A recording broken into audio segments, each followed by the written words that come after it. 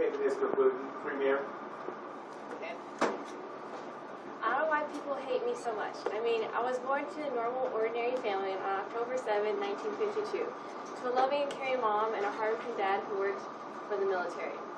I've seen strife in my life because my younger brothers died when I was little, but I've also seen hope within my deeply rooted Orthodox faith. Perhaps people hate me because of my involvement in the KGB, which is the Russian secret police. I was in there for 17 years right after I graduated from law school and worked right up to be a lieutenant.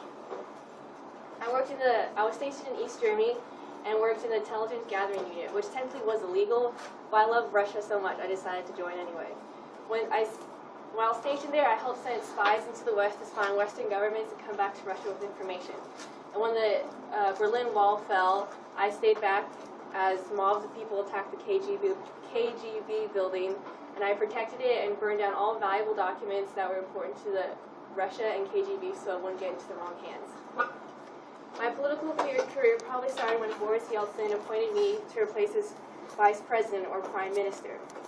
When Boris Yeltsin suddenly resigned in 1999 of December, I stood up to become president, pushing off elections to later.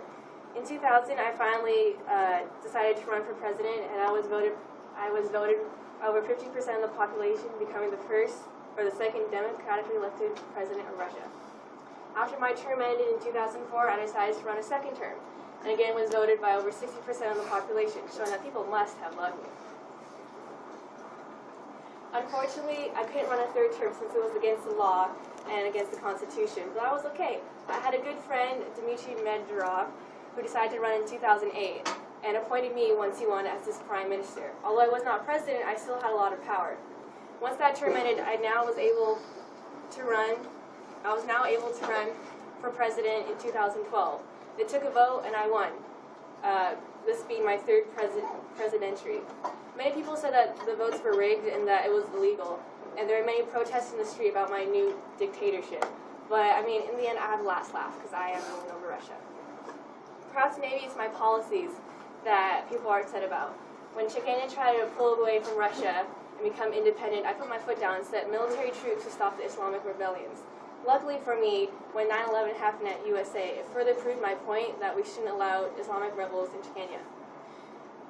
Many people criticized my actions, especially with recent events, and so I issued a media crackdown censoring all the bad things that were said about me. Those who continued to criticize me were sometimes sentenced to death. I always believed that my country should be safe, which is why I proposed stricter legislation against the LGBT community. Any homosexual propaganda, such as books or flags or parades, is strictly banned. Although I'm not homophobic, right? Ever since my rocky relations with the United States, I've proposed a new policy that would not allow United States citizens to adopt Russian children.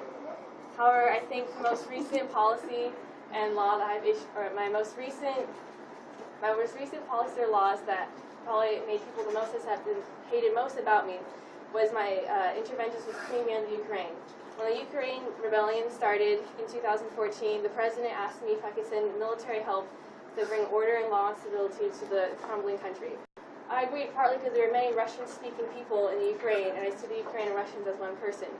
However, although I did send military help, I did secretly wish the Ukraine was part of Russia.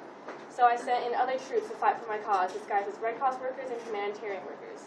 In the process of getting to Ukraine, we invaded Crimea, and I offered them the idea that they could be annexed to Russia. Over 93% of the population agreed, and so Crimea was annexed to Russia. However, many people said that it was rigged and that it wasn't really true and that people were tricked.